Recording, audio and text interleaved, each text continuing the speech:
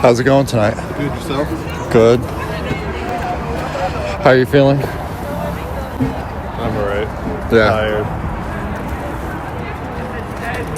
I'm tired too. Thought this would have died down with the news. I was hoping, naively. I think they're dug in. At least I do too. some of them, yeah. On both sides. I do too.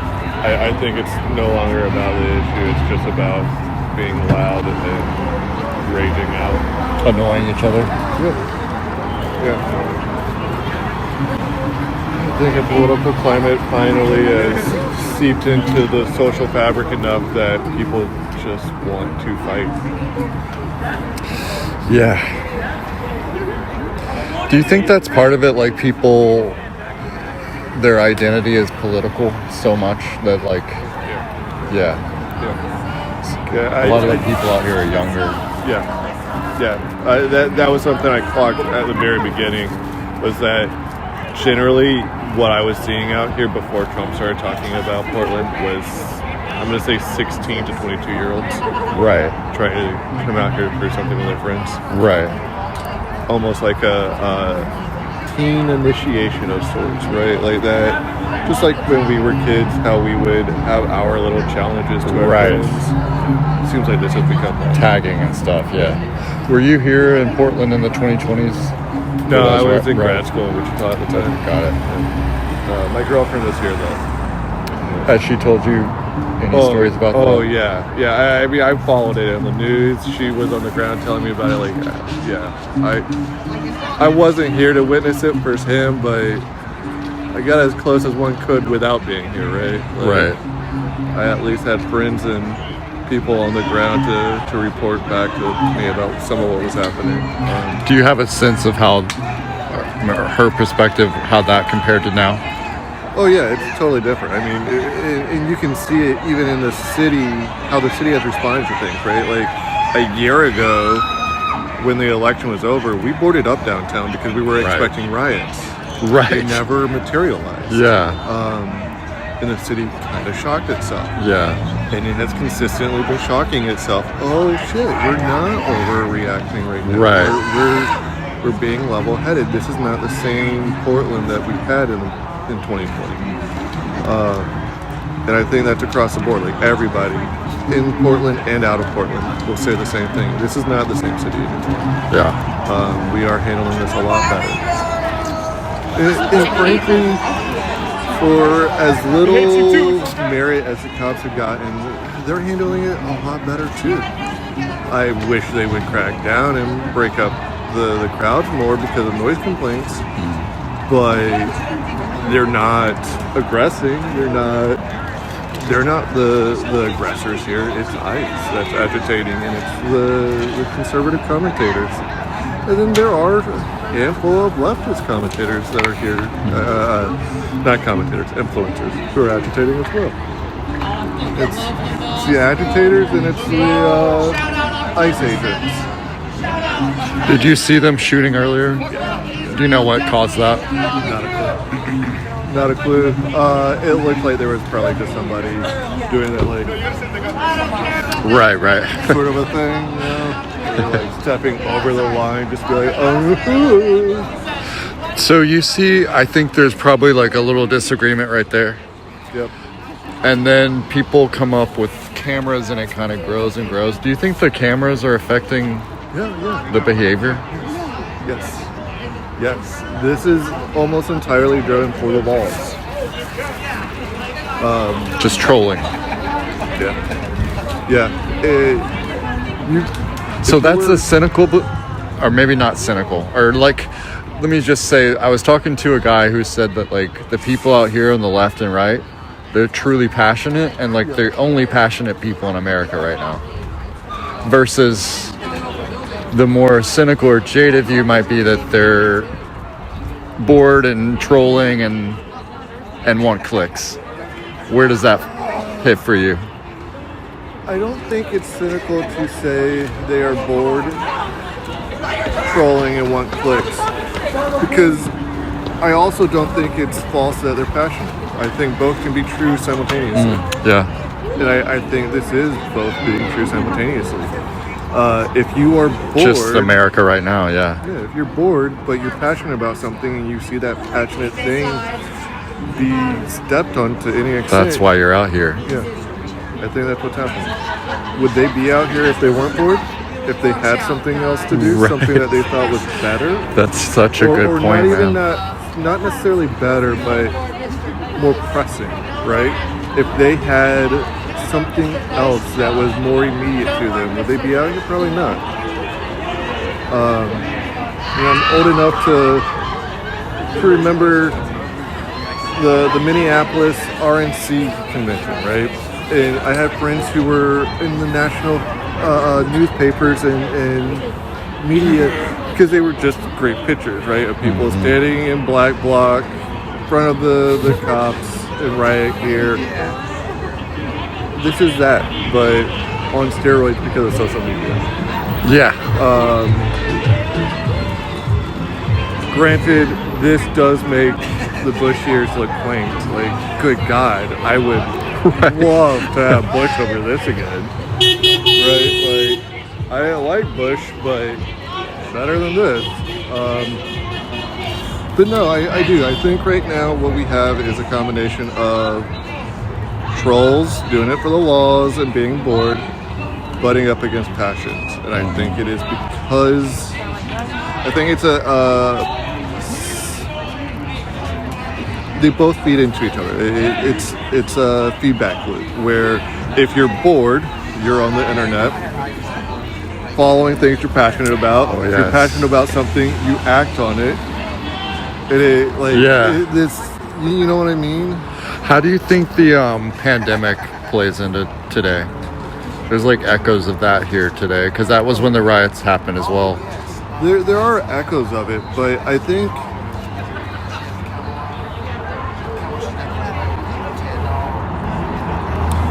it accelerated it. I don't think it's really the cause as much as just like there was already a house fire and we threw accelerant on it, right? Like social media was already doing this to us. Lockdowns and all just got us even more online, even more addicted to the laws, the trolling. And now we're here, right? So I think that's more of the role that the pandemic is playing here. That, and I think some of this has been brewing for probably the last 3-4 decades, right? I do think the conservatives have some good points about being forgotten, right? Our country with NAFTA and globalization and everything else did forget a good chunk of the middle class. And then we had the opioid epidemic go on untreated. Who did it affect the most? The same people who were impacted by NAFTA and globalization. And then the pandemic shut down all the small businesses. Right. And then on top of that, we have the 99% and Occupy movement in between, and the Tea Party in between, not achieving anything other than getting a couple CEOs to publicly say, oh, we can't do that. This is the time of Occupy, right? Like, so all of this has been brewing for a long time. We have Citizens United playing into this, right? Like one of the worst Supreme Court decisions ever. Just making an existing problem worse. We have years of, numerous administrations tearing down the regulatory systems that we had, the safety nets that we had to protect our government and governance from outside influences, right? And now we have social media all in the mix. So this is not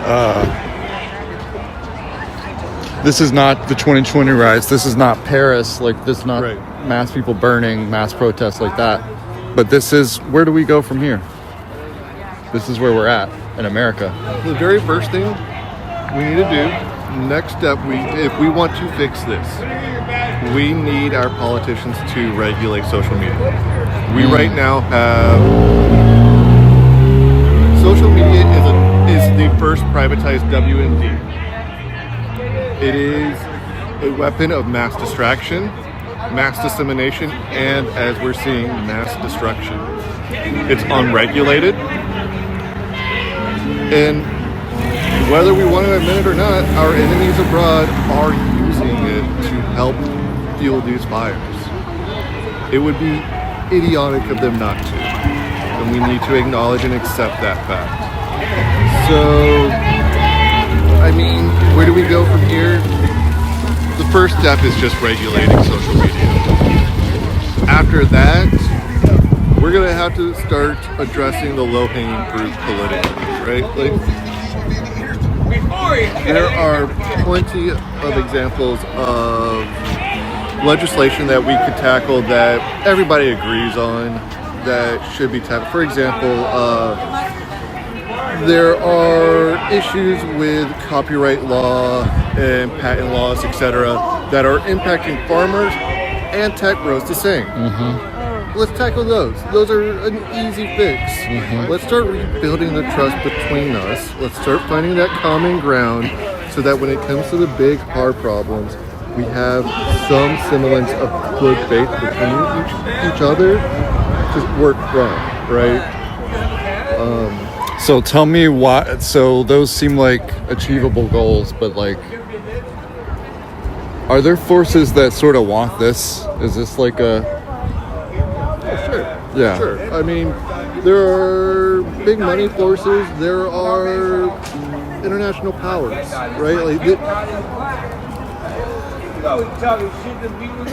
the administration wants this to some extent. I think that has become clear, right? To some extent, they seem to be trying to antagonize some of this. It's obvious our foreign enemies would want this. Corporations would want this. It sells. All of these cameras, all of them, is another $1 for YouTube. Every one of them is more money to YouTube, more money to TikTok, more money to X. They want this. They are not incentivized to do anything about this because they're making money. And they have a fiduciary responsibility to their investors. We haven't done anything to address that. Their fiduciary requirements and responsibilities run at odds with our nation's well-being, and we're not addressing that. And that is the other big part of the problem. So yeah, I think there are a lot of forces out there that want this to happen. Maybe not directly, maybe they're not like salivating and like foaming at the mouth for this to happen, but they certainly want it. It pays them. Every camera out there is another $1. Every MAGA hat is another $1. Yeah. Every frog t-shirt is another $1. There are groups that are continue. They don't want to stop making money. The system, yeah, they need that system, yeah. So it's just a lack of incentivization to fix it. There's no incentive for peace. Yeah. And what's a real shame is like we are globally about to face some of the hardest times we've ever faced because of automation, right? Like it's become pretty clear that AI and other tools are about to start coming online and are going to force us to ask questions that we have never had to ask before, and to answer questions we've never had to answer before. This is a distraction. This is small potatoes for what's coming. I agree we need to get a handle on immigration to some extent, but maybe do it more decorously. Maybe remember that there's some soft power in how we handle things. Maybe remember that aesthetics actually matter, right? I was making an argument the other day that I think plays into some of this. Most citizens would not care if they lived in an authoritarian state if it aesthetically felt benevolent. but they would care if they were in a democracy that aesthetically felt authoritarian. Perception right? is reality. Yeah, absolutely. And I think that's part of what's playing out here to some extent, right? But I don't know. I don't know quite how I want to say what I'm trying to say.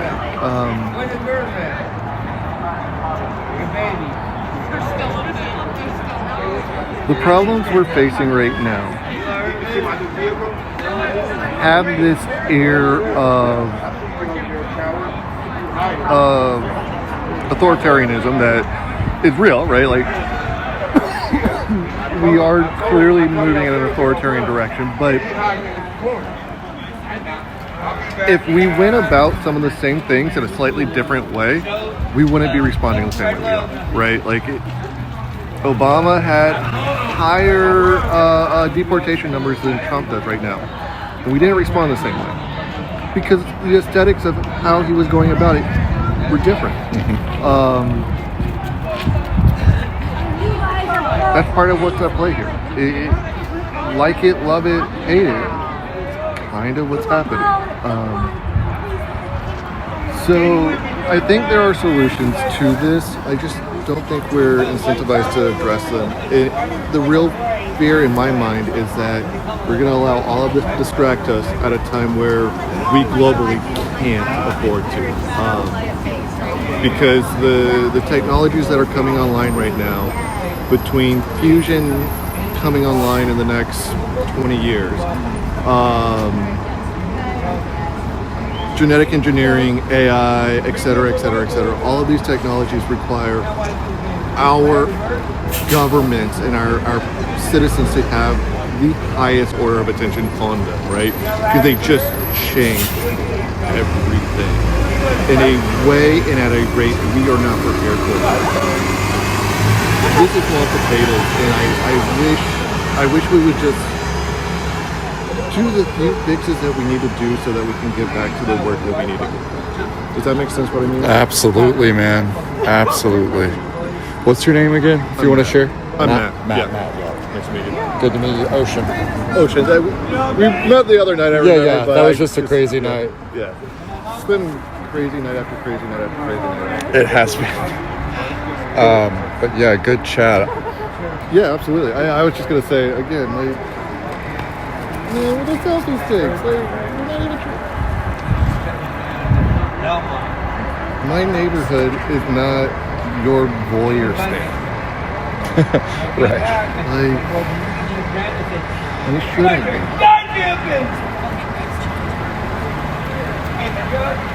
Let's talk again. Absolutely. You have good ideas. I'll be around. Sounds good. Thanks, man. Yes, sir. Stay Thank safe. you.